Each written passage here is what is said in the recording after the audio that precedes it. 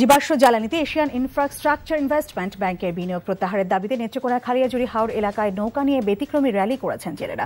খালিয়াজুড়ি উপজেলার পাঁচহাট হাওর এলাকায় বেসরকারি সংস্থা মাটি বাংলাদেশের আয়োজনে র্যালি ও সমাবেশে জেলে ছাড়াও বিভিন্ন পেশাজীবী এবং সচেতন নাগরিক সমাজের শতাধিক ব্যক্তি অংশ নেন। বক্তারা বলেন, প্যারিস চুক্তি অনুসারে পৃথিবীর তাপমাত্রা বৃদ্ধির পরিমাণ 1.5 ডিগ্রি সেলসিয়াসের মধ্যে সীমাবদ্ধ রাখতে হলে কয়লা ও অন্যান্য জীবাশ্ম জ্বালানি সহ এলএনজি ব্যবহার বন্ধ করতে হবে। অন্যথায় দুর্যোগপ্রবণ হাওর এলাকা সহ সারা দেশে কৃষক, জেলে সহ সকল দরিদ্র মানুষ জলবায়ু পরিবর্তনের প্রভাবে আরও ক্ষতিগ্রস্ত হবে।